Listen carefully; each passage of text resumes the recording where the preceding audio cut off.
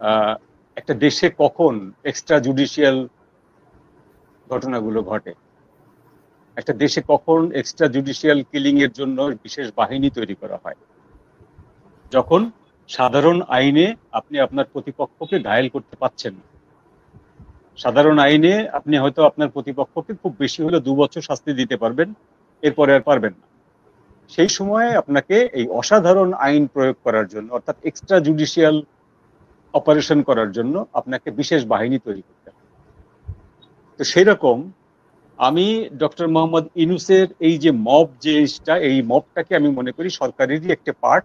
যে পার্টটি তিনি পুলিশ দিয়ে করাতে পারছেন না, সেই পার্টটি তিনি মব দিয়ে করাচ্ছেন। অর্থাৎ পুলিশ দিয়ে করালে পুলিশ কি করবে? পুলিশ আপনাকে অ্যারেস্ট করবে, অ্যারেস্ট করার পরে আপনাকে জেরা করবে, কোর্টে নিয়ে আপনাকে রিমান্ড চাইবে। 5 দিনের রিমান্ডে পুলিশ আপনাকে জিজ্ঞাসাবাদ করবে, কিন্তু পুলিশ তো আপনাকে খুন করবে না। পুলিশ আপনাকে বেধড়ক পিটিয়ে জনসমক্ষে মেরে ফেলবে না। সুতরাং এই জায়গাটায় প্যানিক সৃষ্টি হচ্ছে। পুলিশ ধরলে আপনার ভেতরটায় প্যানিক হবে না সোসাইটিতে, কিন্তু মব ধরলে সোসাইটিতে একটা প্যানিক তৈরি হবে। ডক্টর মোহাম্মদ ইউনূসের আসল উদ্দেশ্য সোসাইটিতে একটা প্যানিক তৈরি করা, এবং প্যানিক তৈরি করার জন্য তিনি এই মব গুলোকে ব্যবহার করছেন পুলিশের সাবস্টিটিউট হিসাবে। পুলিশ দিয়ে, সেনাবাহিনী দিয়ে যে কাজটি করা যাবে না, কারণ তারা আইনের মধ্যে থেকে কাজটি করবে, সেই কাজটি মব দিয়ে করানো হবে, যে কাজটি মব করলে তারা আইনের ঊর্ধ্বে থাকবে। কারণ আপনি যখন মবের বিরুদ্ধে অভিযোগ করতে যাবেন, আপনি তো একজন দুজনের নাম বলতে পারবেন না।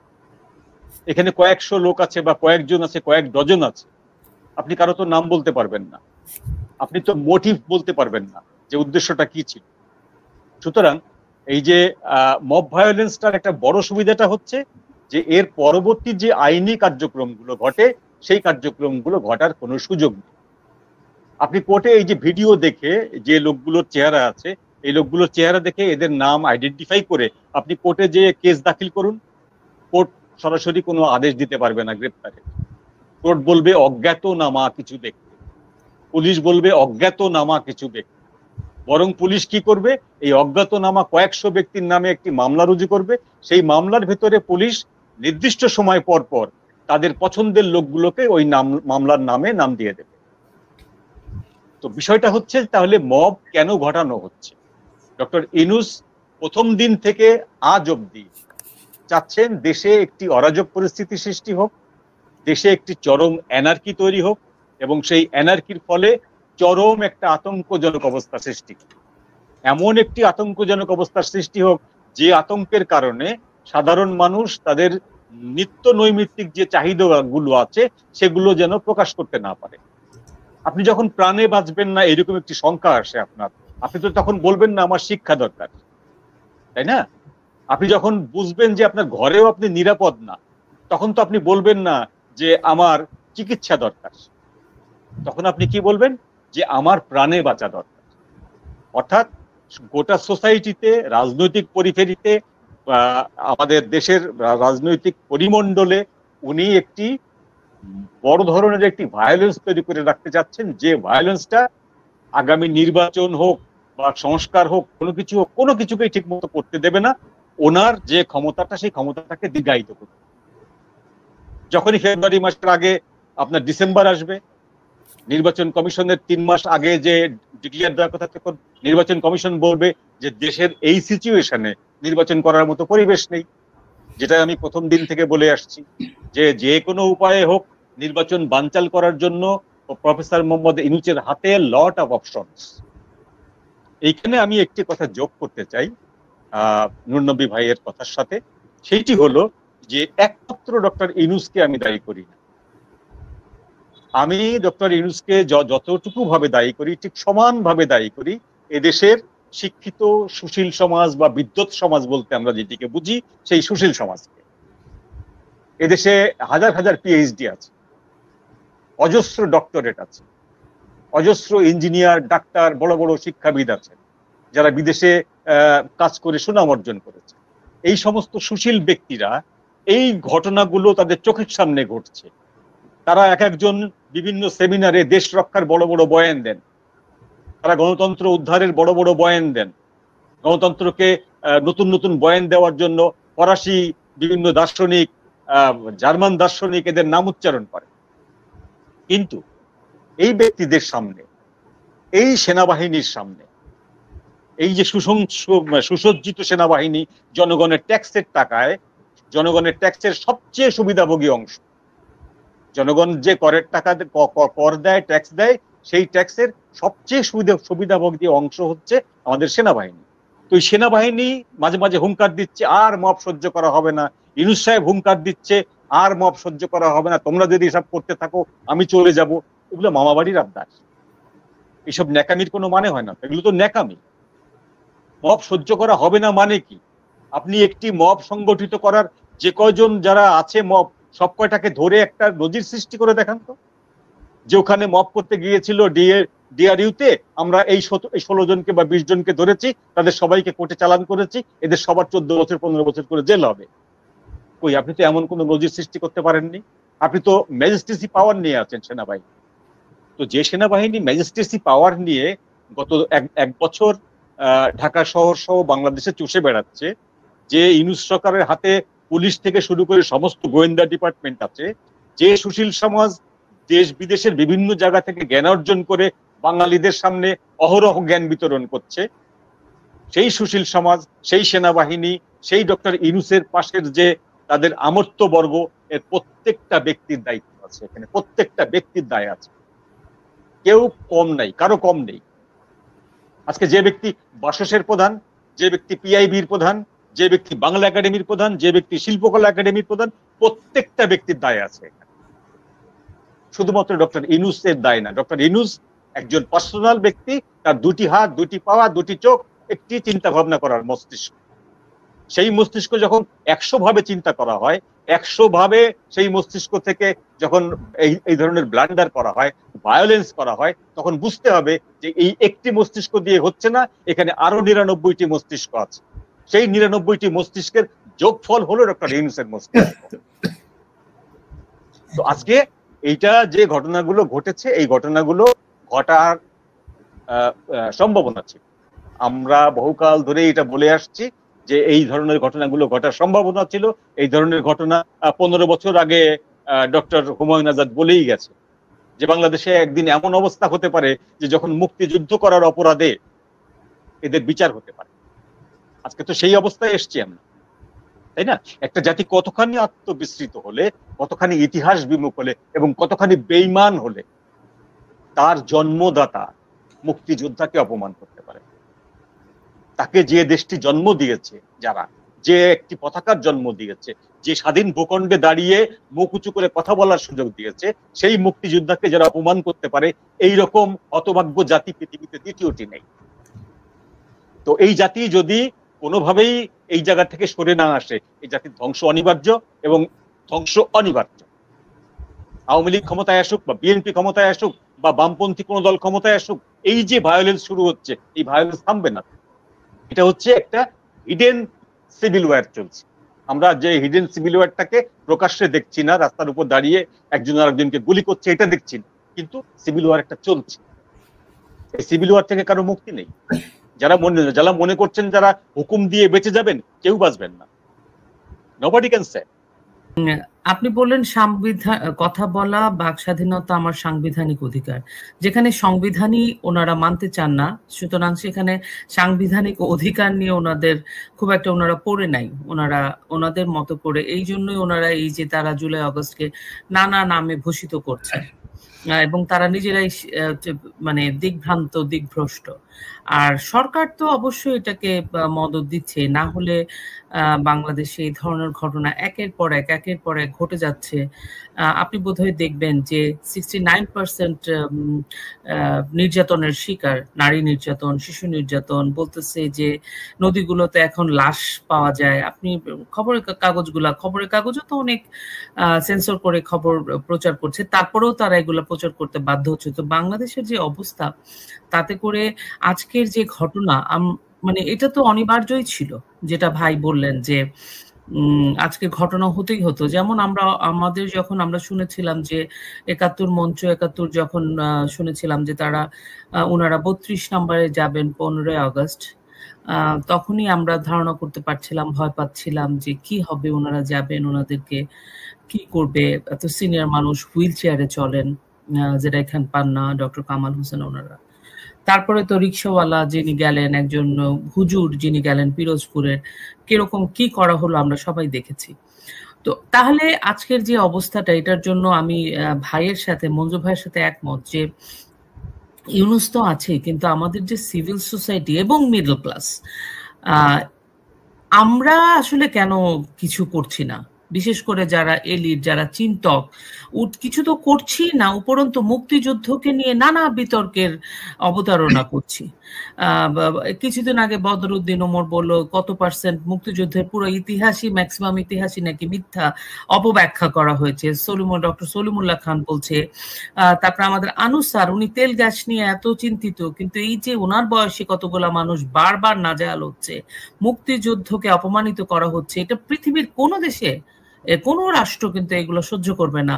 আমরা যারা বাইরে থাকি আমরা জানি, নবী ভাই জানবেন, এটা একটা অসম্ভব ব্যাপার, এটা একটা ভীষণ একটা গুরুতর অপরাধ, কিন্তু এটা অবলীলায় বাংলাদেশে হয়ে যাচ্ছে এবং কোনো প্রতিবাদও আসছে না, প্রত্যেকটা মানুষ চুপ। আর সবচাইতে আমার কাছে কষ্ট দিচ্ছে ইদানিং, যেটা আমার কাছে মনে হচ্ছে যে নবী ভাইরা যারা মুক্তিযোদ্ধা, ওনারা তো মুক্তিযুদ্ধ করেছেন, ওনারা তো আমাদেরকে একটা পতাকা দিয়েছেন, স্বাধীনতা দিয়েছেন, সার্বভৌমত্ব দিয়েছেন। আমরা যারা মুক্তিযুদ্ধের যোদ্ধাদের পরবর্তী প্রজন্ম, আমরা যারা মুক্তিযোদ্ধার সন্তান, আমরা কেন কথা বলছি না? আমরা কেন বাইরে বের হয়ে আসছি না? আমরা কেন, আসলে কি জাতিটাই গঠন হয়নি গত 54 বছরে?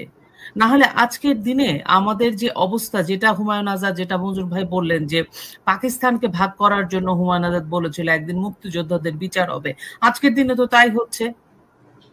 রুদ্র মোহাম্মদ শহীদুল্লাহ কবিতা, সেই বিখ্যাত কবিতা, জাতির পতাকা আজ খামছে ধরেছে সেই পুরনো শকুন, আমার পতাকাই তো চলে যাচ্ছে, সার্বভৌমত্ব চলে গেছে। এবং সবচাইতে বড় কথা, মানবাধিকারের কথা যেটা বললাম, সত্যি বলতে ক্ষমতাধর রাষ্ট্রগুলার সুবিধা অসুবিধা এবং অ্যাকর্ডিং টু তাদের প্রেসক্রিপশন, যেটা তাদের জন্য কনভিনিয়েন্ট হবে, কারণ এই বাংলাদেশের রাজনীতিটা তো শুধু বাংলাদেশের একার বিষয় নয়, এখন এটা জিওপলিটিক্স এটার মধ্যে ভীষণভাবে গুরুত্বপূর্ণ ভূমিকা পালন করছে। এবং অ্যাকর্ডিং টু দ্য মার্কিন যুক্তরাষ্ট্র এবং তাদের মিত্র রাষ্ট্রটা ইউরোপিয়ান ইউনিয়ন, অ্যাকর্ডিং টু তাদের প্রেসক্রিপশন, যেটাকে সুবিধা মনে করবে সেটাকে তারা মানবাধিকার লঙ্ঘন হিসেবে কনসিডার করবে। আমরা তো তাই দেখতে পাচ্ছি গত 1 বছরে, নুরুন নবী ভাই, if I am not wrong. তাহলে এখন মানবাধিকারের চরম সমস্ত থ্রেশহোল্ড পার করে গেছে বাংলাদেশে। পাথর দিয়ে একটা মানুষকে একটা হসপিটালের সামনে পাথর দিয়ে মেরে ফেলা হলো। আমরা চুপ, মানবাধিকার সংগঠনগুলোর কোনো কথা নাই, মানে লাশের পর লাশ ভেসে উঠতেছে, রাস্তায় ঝুলিয়ে ইন্ডেমনিটি দেওয়া হলো এতগুলো পুলিশকে হত্যার পরে।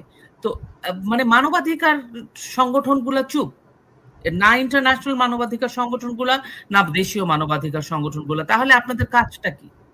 তার মানে বোঝা যাচ্ছে আসলে যে শক্তিধর রাষ্ট্রগুলোর মতে তাদের সুবিধা অনুযায়ী যা মানবাধিকারের সংজ্ঞায়িত হচ্ছে, জাতিসংঘের সুবিধা অনুযায়ী মানবাধিকারের সংজ্ঞা সংজ্ঞায়িত হচ্ছে। না হলে হিরো আলমকে ধাক্কা দেওয়ার অপরাধে যদি একটা বিশাল মানবাধিকার লঙ্ঘন হয়ে যায়, পাথর দিয়ে মারার জন্য মানবাধিকার লঙ্ঘন হয় না? আজকে লতিফ সিদ্দিকীকে সহ সমস্ত কার্জন স্যারকে সবাইকে ধরে নিয়ে চলে গেল, এবং কতগুলো মুক্তিযোদ্ধা বয়স্ক মানুষ, আজকে শুনলাম, আমি জানি না সত্য মিথ্যা, এখন আমি খবর পাইনি, লতিফ সিদ্দিকীর বাড়ি পুড়িয়ে দেওয়া হলো। তো এগুলা কি কোনো মানে সভ্য সমাজের কাণ্ড? কিন্তু এগুলো তো হচ্ছে। আপনি খবরের কাগজের হেডলাইনগুলো দেখেছেন? ট্রিবিউন বা প্রথম আলো বা আরেকটা কোনটা দেখলাম, বিবিসি, ওনারা লিখেছে সাবেক মন্ত্রী লতিফ সিদ্দিকী গ্রেফতার। উনি তো সাবেক 14 সালে, উনি তো এরপর থেকে আওয়ামী লীগ ওনাকে বহিষ্কার করে দিয়েছে। সেটাও বহিষ্কার করেছে ধর্মীয় কি নাকি উনি হজ নিয়ে কথা বলছিলেন, মানে মুসলিম ধর্ম নিয়ে কথা বলা যাবে না, হিন্দু ধর্ম, বৌদ্ধ ধর্ম, খ্রিস্টান ধর্ম, এদের মূর্তি ভেঙে ফেলা যাবে, এদেরকে কথা বলা যাবে। তো মানবাধিকার আসলে ক্ষেত্র ভেদে, পাওয়ার ভেদে ভ্যারি করে। আমার তো সেটাই মনে হচ্ছে। কারণ একজন মানবাধিকার কর্মী হিসেবে এই 1 বছর আগে আমার একটা অন্যরকম ধারণা ছিল। এটা তো আর নাই। এবং প্রতিবাদও কেউ করছে না, কোনো মানুষ প্রতিবাদ করছে না। আমরা যারা চুপ করে আছি, আপনি একজন বিপুল টক, আপনি কাজ করেন, আপনি জানেন একজন টকার পেতে আপনার কত সমস্যা হয়। কেন ভাই আপনারা কথা বলেন না কেন? মুক্তিযোদ্ধার সন্তানেরা আপনাদেরকে তো বাংলাদেশ অনেক সম্মান দিয়েছিল। মুক্তিযোদ্ধার সম্মান হিসেবে, সন্তান হিসেবে আপনাদের আলাদা একটা, আমি মুক্তিযোদ্ধার সন্তান, আমি বলি এই দেশ আমার, এই দেশ আমাকে, রাষ্ট্র আমাকে সেই সম্মানটা দিয়েছে। তো এখন তো রাষ্ট্রের আমাকে প্রয়োজন, এবং আমি একজন পঞ্চাশোর্ধ্ব মানুষ, আমার তো কথা বলার দরকার, আমার কথা বলার এটা দায়িত্বের মধ্যে পড়ে। আমার বাবা তো মুক্তিযুদ্ধ করে দেশই দিয়ে গেছেন, নুরুন্নবী ভাই তো মুক্তিযুদ্ধ করে দেশই দিয়েছেন। এখন কি নুরুন্নবী ভাই কথা বলবেন নাকি আমি কথা বলবো? আমার প্রজন্ম কথা বলবে।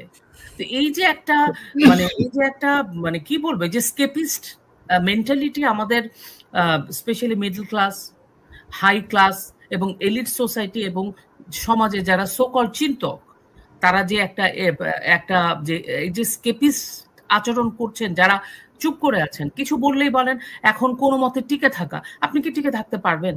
আসলে পারবেন না। যারা চুপ করে আছেন, টিকে থাকার চেষ্টা করছেন, সবাইকে যারা টার্গেটেড, ওরা ওদের শত্রু জানে, ওরা আপনাকে চেনে। আপনি যত ওই যে কাক বলে নাকি সাবান লুকায় রেখে চোখ বন্ধ করে রাখে, মানে কাক মনে করে সে চোখ বন্ধ, কেউই দেখতে পাচ্ছে না, তার কারণ কাক নিজের চোখটা বন্ধ, কিন্তু বাইরের মানুষ তো দেখতে পাচ্ছে যে কাক ওখানে সাবানটা রাখছে। তো ওরকম যারা মুক্তিযুদ্ধের পক্ষের বলে দাবি করেন এবং আজকের দিনে চুপ করে আছেন, নিজেদের কাজ করছেন, ঘর সংসার কন্যা সবকিছু করছেন, আজকের দিনে যেসব মানুষগুলা প্রকাশ্যে আছেন, ওই যে মঞ্জুর ভাইদের মতো মানুষরা যারা বাংলাদেশে বসে কথা বলছেন, হয়তো তাদেরকে টার্গেট করা হচ্ছে। তার পরবর্তী টার্ন কিন্তু আপনি, আমি, আমরা সবাই, আমরা কেউ এখান থেকে মুক্তি পাবো না। ৭৫ পরবর্তী যে রাজনীতি বাংলাদেশে রাষ্ট্রীয় পৃষ্ঠপোষকতায় এবং দেশীয় এবং আন্তর্জাতিক ষড়যন্ত্রের ফলে প্রতিষ্ঠিত হয়েছে, সেই রাজনীতিতে শেখ হাসিনাকে দেখা হয় যে মুক্তিযুদ্ধের চেতনা, স্বাধীনতার যে আমাদের দর্শন ছিল, সেই দর্শন যেগুলোকে ধ্বংস করে দিতে চেয়েছিল, সেটাকে সকল রাজনৈতিক দলগুলোর মধ্যে একেবারে কট্টরভাবে ধারণ করেন হচ্ছেন একজন শেখ হাসিনা।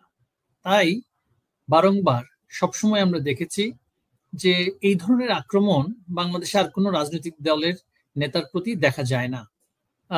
বেগম খালেদা জিয়ার কথা বলছি, আমাদের প্রথম নারী প্রধানমন্ত্রী, তার প্রতিও কখনো আমরা দেখিনি যে এইভাবে করে আক্রমণ কখনো হয়েছে। হোসেন মাহমুদ এরশাদ সাহেব ছিলেন, জিয়াউর রহমান সাহেব সেনা অভ্যুত্থানে তিনি নিহত হয়েছেন, সেটার কেসটা ভিন্ন। রাজনৈতিকভাবে হন্য হয়ে একেবারে প্রতিনিয়ত আক্রান্ত হওয়ার একটাই উদাহরণ আছে, সেটা হচ্ছে বঙ্গবন্ধুর কন্যা। তো এটা একেবারে মানে প্রথম থেকেই এই প্রচেষ্টাটা কেন হয়ে আসছে এই জন্যই যে সকল রাজনৈতিক দলের মধ্যে স্বাভাবিকভাবেই রাজনৈতিক প্রয়োজনে, রাজনীতির কৌশলের প্রয়োজনে কিছু কিছু বিষয়ে, আদর্শিক প্রশ্ন বলি বা রাজনৈতিক পলিসিগত বিষয় বলি, কম্প্রোমাইজ করতে হয়। কম্প্রোমাইজের মাধ্যমে কিন্তু রাজনীতি পরিচালিত হয়। রাজনীতি কিন্তু কোনো রেটরিক বা ডগমার মাধ্যমে বা রিজিড পজিশনের মাধ্যমে হয় না। সেভাবে করে রাজনীতিটা পরিচালিত হয়। তবে কিছু কিছু জায়গায় গিয়ে একেবারে আনকম্প্রোমাইজিং থাকতে হয়, এবং সেই ব্যক্তিটা যেই আমাদের রাজনীতির মধ্যে যে সর্বোচ্চ পর্যায়ে যে নেতৃবৃন্দ আছেন, এই একমাত্র ব্যক্তি শেখ হাসিনা। তিনি মুক্তিযুদ্ধের প্রশ্নে একেবারেই অবিচল থেকেছেন শুরু থেকেই। সুতরাং তাকে যে হত্যা করতে চাইবে মুক্তিযুদ্ধ বিরোধী শক্তি, সেটাই তো স্বাভাবিক।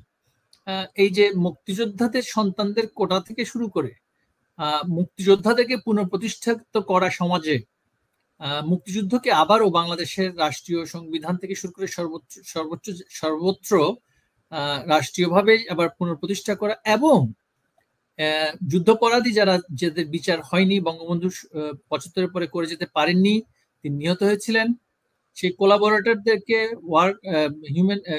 যারা ক্রাইমস এগেইনস্ট হিউম্যানিটি দায় অভিযুক্ত ছিল, তাদেরকে ক্যাটাগরিক্যালি বিচার করার সেই রাজনৈতিক সাহস তিনি দেখিয়েছেন এবং প্রমাণ করেছেন যে এই প্রশ্নে তিনি কোনো ছাড় দেবেন না, সে যেই হোক। সুতরাং তাকেই তো আক্রান্ত হতে হবে। সেটা হচ্ছে আওয়ামী লীগ রাজনৈতিক দল হিসেবে মাঠের রাজনীতি করতে অভ্যস্ত। তারা ভার্চুয়ালের চাইতে রিয়েল রাজনীতি, যেটা যে বাস্তবের যে রাজনীতি, সাংগঠনিক কার্যক্রম, মাঠে থাকার যে কথাটা আমরা বলি, সেইটাতে আওয়ামী লীগ অভ্যস্ত বেশি। ভার্চুয়ালি অনলাইনে যুদ্ধ চালিয়ে যাওয়া, সাইবার প্রচারণা চালানো ইত্যাদি করার চাইতে। এবং এই কারণেই কিন্তু এই অপরাধী চক্র প্রায় 15 বছর ধরে ক্রমাগত প্রতিদিন, প্রতিনিয়ত, প্রতি সেকেন্ড সাইবার যুদ্ধ করেও কিন্তু মাঠে আওয়ামী লীগকে হারাতে পারেনি। আওয়ামী লীগ বাস্তবের রাজনৈতিক দল। আর এই যে বিশেষ করে জামায়াতে ইসলামী অত্যন্ত, আমি বলবো তাদের কাছ থেকে অনেক কিছু শেখার আছে। যে আসলে দলটা খুবই ছোট, সমর্থক গোষ্ঠীও ছোট, কিন্তু তাদের সাংগঠনিক সক্ষমতাটা এমনই যে তাদের যে সাংগঠনিক শিক্ষাটা, সেটা হচ্ছে তাদের নেতা আমিরে জামাত যেটা বলে, সেটা যদি বলে যে উত্তর দিকে সূর্য উঠছে, একেবারে A to Z সকলে মিলে বলবে উত্তর দিকেই সূর্য উঠছে। পারলে সেখানে একটা হাদিস লাগিয়ে দিবে যে না না, মানে ওখানে একটা আলোচনা আছে। এই ধরনের অন্ধ, উগ্র এবং আমি বলবো যে মানে ব্লাইন্ড ফলোয়ার্স তারা কিন্তু তৈরি করতে পেরেছে। সেটাই হয় যখন ক্ষুদ্র ধর্ম ব্যবসায়ী রাজনৈতিক সংগঠন সৃষ্টি হয়, তখন তারা তাদের যেই নেতা যেদিকে বলে সেদিকেই যায়। সেই ক্ষেত্রে আওয়ামী লীগের রাজনৈতিক নেতৃবৃন্দ বা কর্মীরা রাজনৈতিকভাবে অনেক বেশি সচেতন। বাংলাদেশে রাজনৈতিকভাবে সচেতন ব্যক্তিরা প্রথমত আওয়ামী লীগ সাংগঠনিক কাজে অংশগ্রহণ করার চেষ্টা করে, যদি সেখানে সফল না হয়। আমরা অতীতেও দেখেছি যে আওয়ামী লীগ অসফল হওয়ার পরেই কিন্তু বিএনপি বা অন্যান্য রাজনৈতিক দলে, এই যে কে এম ওবায়দুর রহমান থেকে শুরু করে অনেকেই দেখবেন যে শাহ মোয়াজ্জেম, তারা আওয়ামী লীগের রাজনীতির মাধ্যমেই রাজনৈতিক জীবন শুরু করার পরে অন্যান্য রাজনৈতিক দলে গিয়ে থিতু হয়েছেন।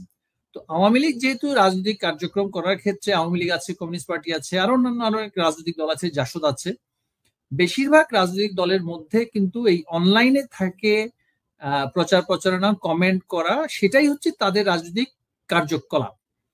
আর ঢাকা শহরে এখন দেখা যাচ্ছে যে জামায়াত ইসলামীর সকল অস্ত্রধারী ক্যাডার গুলো সবাই কিন্তু জামায়াত ইসলামীর এবং বিএনপির এবং ফ্রিডম পার্টির যে রেমনেন্টস গুলো ছিল বা অন্যান্য উগ্র সংগঠন যেগুলো, সেগুলো সবাই ঢাকাতে কনসেন্ট্রেটেড করছে। কিন্তু অনলাইনে সারা বিশ্বে তাদের যত ফলোয়ার আছে, এই সকল ফলোয়ারদের দেখবেন যে একজনের 10টা করে অন্তত প্রোফাইল থাকে। তার যদি 1 লক্ষ কর্মী অনলাইনে তারা প্রোফাইল তৈরি করে, তাদেরকে শর্ত দেওয়া হয়ে থাকে তুমি মিনিমাম 10টা প্রোফাইল তৈরি করবা, তাহলে ভার্চুয়ালি আপনি 10 গুণ হয়ে গেলেন। হ্যাঁ, তো এই ভার্চুয়ালি 10 গুণ, বাস্তবে হচ্ছে একজন। এই ভাইবটা কিন্তু তারা করতে পেরেছে, এটা অত্যন্ত সুসংগঠিত ভাবে করতে পেরেছে। এবং আপনি দেখবেন যে আমাদের যারা নেতাকর্মী, তারা এখনো এই প্রতিকূল অবস্থার মধ্যেও মাঠে মিছিল করতে যাচ্ছে। ঝটিকা মিছিল বলি বা যেভাবেই বলি, মাঠে নামার একটা কিন্তু এখনো এই আমাদেরকে যে এই মহা বিপর্যয়ের মধ্যে বাংলাদেশকে ফেলেছে এবং আমাদেরকে তাড়িয়েছে সরকারি দায়িত্ব থেকে, এর এখনো 21 মাস হয়নি, বা মানে পুরো মানে 1 বছর পার হওয়ার পরে 13-14 মাসও হয়নি, আওয়ামী লীগের নেতাকর্মীরা ইতিমধ্যেই মাঠে নেমে গিয়েছে। তারা জেল জরিমানা ভয় পায় না, তারা মাঠে নেমে গেছে। এখানে একটা কোয়ালিটেটিভ ডিফারেন্সটা আছে যে আওয়ামী লীগের নেতাকর্মীরা ডেস্ক পলিটিক্স বা ল্যাপটপ পলিটিক্স বা সাইবার পলিটিক্সটা করে না। এখন বাস্তবতাটা হচ্ছে বর্তমান যুগে যেটা হয়, বিশেষ করে পশ্চিমা যে সমস্ত থিঙ্ক ট্যাঙ্ক গুলো আছে, পলিসি মেকার লেভেলে যারা আছে, বা তাদের যেগুলো আমরা বলি ডিপ স্টেট, তাদের গোয়েন্দা সংস্থা, তাদের ফরেন সার্ভিস, তাদের এই ন্যারেটিভ সৃষ্টি করার ক্ষেত্রে তারা যে সমস্ত বিষয়গুলো তাদের গণমাধ্যমে সবসময় পোর্ট্রে করার চেষ্টা করে, সেটা হচ্ছে যে একটা বিশাল অপোজিশন বাংলাদেশে, হ্যাঁ, এই যে মানে এই মুক্তিযুদ্ধের সপক্ষে শক্তির বিরুদ্ধে আছে, এবং সেখানে তারা সাইবার ওয়ার্ল্ডকে বেছে নেয় উদাহরণ হিসেবে, টুইটার, ফেসবুক, হ্যাঁ, ইত্যাদি, তো এবং ইউটিউব। এবং সেখানে দেখবেন পৃথিবীর কোনো দেশে ইউটিউব বা ফেসবুকে এত অপপ্রচার পৃথিবীর কোনো দেশে হয় না। এটা বলি আমি সরকার হিসেবে বাংলাদেশ আওয়ামী লীগের সবচাইতে বড় ব্যর্থতা হচ্ছে, একটা তো আছে সুশাসনের জায়গায় আমাদের অনেক ব্যর্থতা ছিল, এটা অনস্বীকার্য, এবং সেগুলোতে আসলে আমাদের মনোযোগী হওয়া উচিত ছিল। আমরা অতিমাত্রায় সরকারের যে কর্মকর্তা কর্মচারীদের উপর নির্ভরশীল হয়ে আমাদের আজকে জনগণের যে মানে একটা পর্যায়ে গিয়ে জনগণের সেখানে সন্দেহ এবং আস্থার অভাব সৃষ্টি হয়েছিল। আর যেটা মূল যেটা জায়গা ছিল যে আপনি ইউটিউব খুললেই দেখবেন যে এআই দিয়ে তারপরে ভয়েস দিয়ে নানান ধরনের উদ্ভট প্রচারণা প্রতিনিয়ত চলতো, এবং সেটা ভিউ হতো, অনেক মিলিয়ন মিলিয়ন ভিউ হতো, ভিউ ব্যবসায়ীরা সেখান থেকে ডলার ইনকাম করতো। কিন্তু আমাদের যে রেগুলেটরস, আমাদের যে তথ্য প্রযুক্তি রেগুলেশনের যারা দায়িত্বে ছিলেন, বিটিআরসি বলি, তারপরে আমাদের যে এনটিএমসি ছিল, তারপরে ছিল আমাদের মানে ডিজিটাল সিকিউরিটি এজেন্সি ছিল ডিএসএ, যেটা আসলে কখনো কাজেই করেনি, শেষ পর্যন্ত সংগঠিতই হয়নি।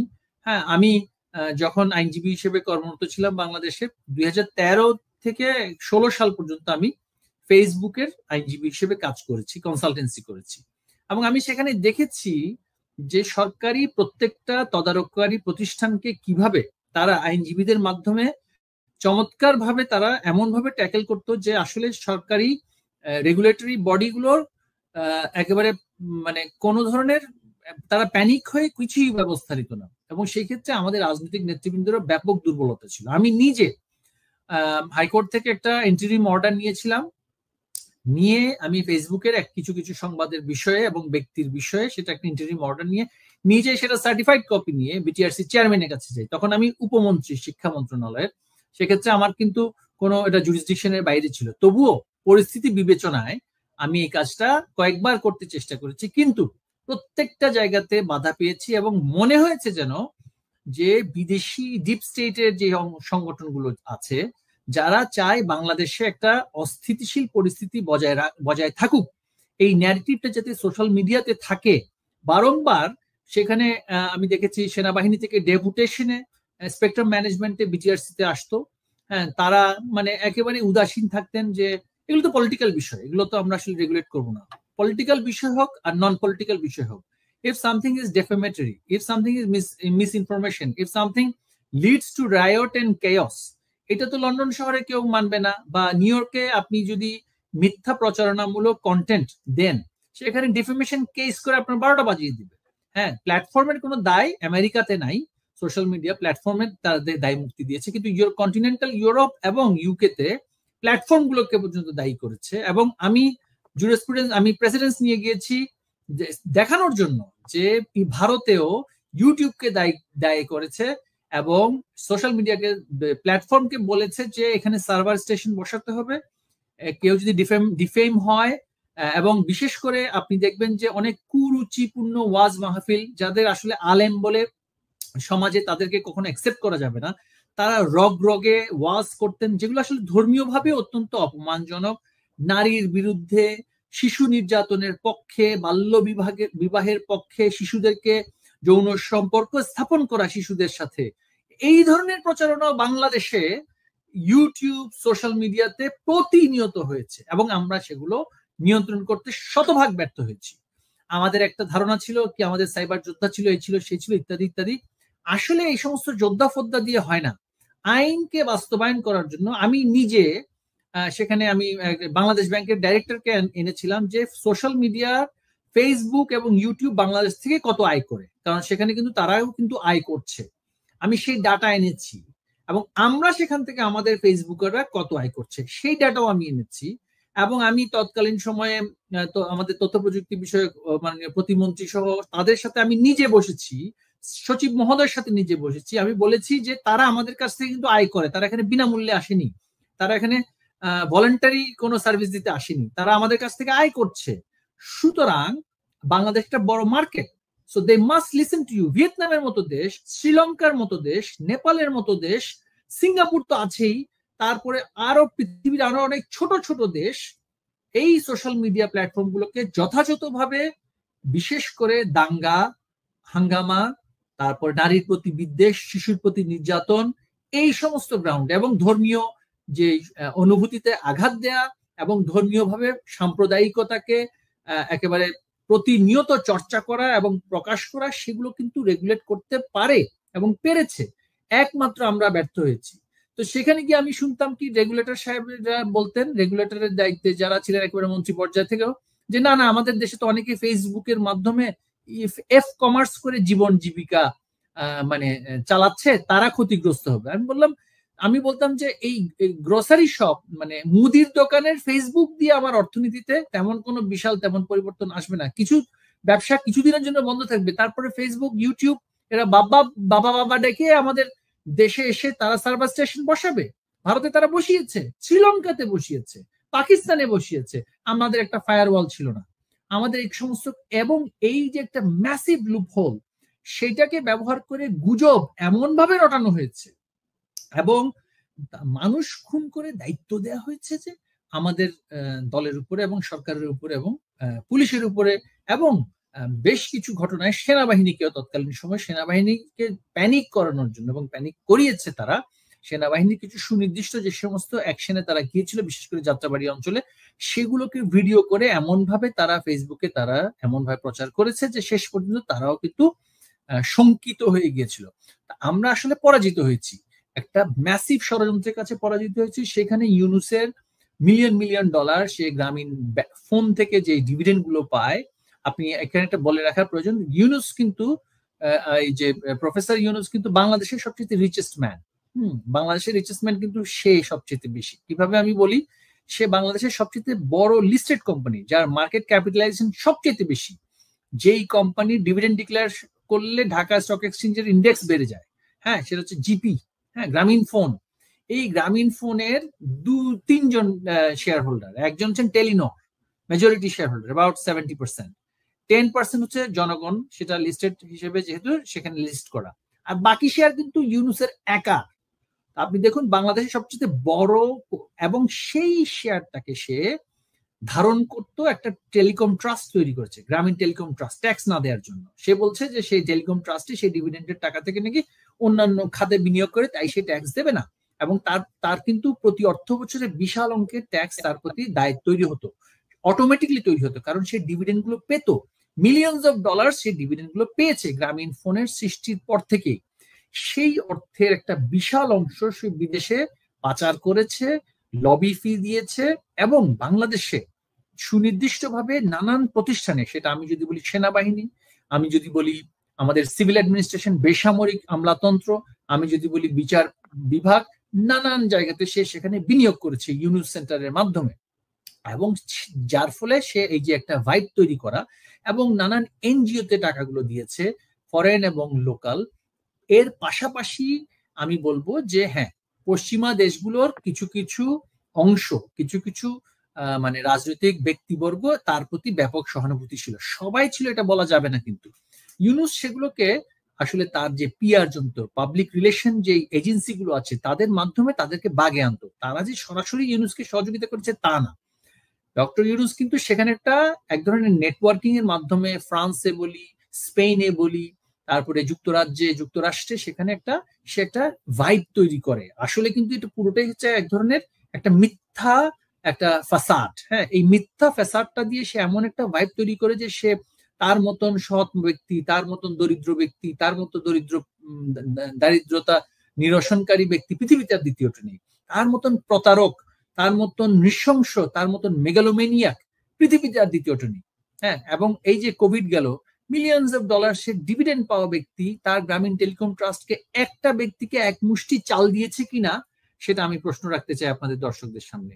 এই ব্যক্তি যে, এইটা হচ্ছে জিন্নার আরেকটা রূপ ডক্টর ইউনুস।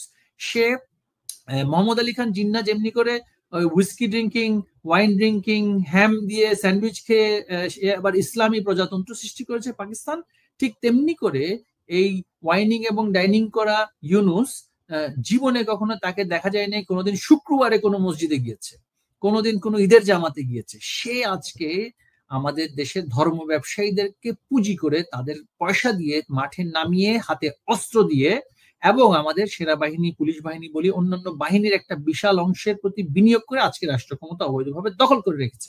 এবং সে জানে এটা সাস্টেনেবল না।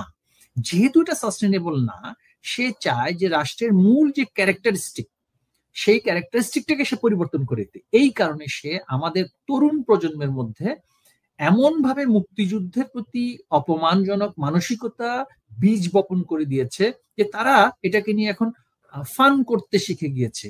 তারা শিক্ষকদেরকে অপমান করাটাকে মনে করে একটা এক ধরনের তাদের অধিকারের জায়গা। তারা বাবা মার সাথে বেয়াদবি করাটাকে মনে করছে একটা অধিকারের জায়গা। এইভাবে করে শহুরে মধ্যবিত্তের একটা বড় অংশকে তারা এমন ভাবে পরিচালিত করেছে যে তাদেরকে দিয়ে আজকে সকল অঘটন ঘটাচ্ছে। হ্যাঁ, তারা মানসিকভাবে একটা তাদের দাবি ছিল, মানে তাদের একটা ক্ষোভ ছিল। স্বাভাবিকভাবেই প্রত্যেকটা দেশে সরকারের প্রতি কিন্তু নানান ধরনের ক্ষোভ থাকে। শহুরে মধ্যবিত্ত শিক্ষিত ছেলে মেয়েদের মধ্যে কিন্তু একটা চাকরির প্রশ্নে, কর্মসংস্থানের প্রশ্নে, নানান বিষয়ে কিন্তু ক্ষোভ থাকে। কিন্তু সেটাকে এমন একটা পর্যায়ে নিয়ে গিয়ে তাদের লাশের উপর দিয়ে, এই যে দেখবেন কিছুদিন আগে আমরা দেখেছি যে ব্রিগেডিয়ার জেনারেল শাখাওয়াত সাহেব, যিনি হোম অ্যাডভাইজার হিসেবে দায়িত্বে ছিলেন, তিনি পরিষ্কার করে বলছেন যে আপনার স্নাইপাররা হত্যা করছে লিডার্সদেরকে, এই যে আন্দোলনের লিডার্সদেরকে। তো প্রফেশনাল স্নাইপার তো বাংলাদেশ পুলিশ নিযুক্ত করেনি, প্রফেশনাল স্নাইপার তো সেনাবাহিনী নিযুক্ত করেনি, সেনাবাহিনী তো ঘোষণাই দিয়েছে তারা গুলি ছুড়বে না। তাহলে এই প্রফেশনাল স্নাইপার আওয়ামী লীগের, যুবলীগের, ছাত্রলীগের কর্মীরা প্রফেশনাল স্নাইপার হিসেবে কাজ করার সেই ধরনের স্কিল সেটা কি তারা রাখে? এটা কি কোনো পাগলে বিশ্বাস করবে? তার মানে এগুলোকে কারা ডিপ্লয় করেছিল? এগুলোকে ইউনূস ভাড়ায় এনেছে সেনাবাহিনী থেকে এবং নানান বাহিনী থেকে। এর আগে যারা চাকরিচ্যুত হয়েছে তাদেরকে অর্থ দিয়ে, ইউনূসের শত শত কোটি টাকা ঢেলে তাদেরকে নিয়োগ করে সেখানে মধ্যে মানুষকে হত্যা করে। এবং এই শাখাওয়াত সাহেব নিজে বলছেন যে যেই শুটিং গুলো করছে একটা মাত্র গুলি, মাথা লক্ষ্য করে গুলিগুলো হয়েছে। এইভাবে করে গুলি করা কোনো রাজনৈতিক দলের কোনো ক্যাডারের পক্ষে সম্ভব না। এই যে টার্গেটেড শুটিং, আমার রাজনৈতিক দলের কোনো কর্মীকে যদি আমি একটা অস্ত্র দেই, সে প্রথমেই মানে সেটা যদি ব্যবহার করতে হয় সে করবে ফাঁকা গুলি। এবং তাদের হাতে কিন্তু এই যে 7.62 মানে যেই বোরের যেই মানে অ্যামিনেশনের কথাগুলো বলেছে তাদের কাছে থাকে না, এটা সম্ভব না তাদের কাছে থাকা। তারা ছড়া গুলি ব্যবহার করবে বা তারা কোথাও পটকা ফোটাবে বা বাজি ফোটাবে। রাজনৈতিক দলের নেতাকর্মীরা এইভাবে করে কিন্তু তাদের আন্দোলন সংগ্রামগুলো করে। তারা কিন্তু ট্রেন্ড কিলার্স নয়, এখানে ট্রেন্ড কিলার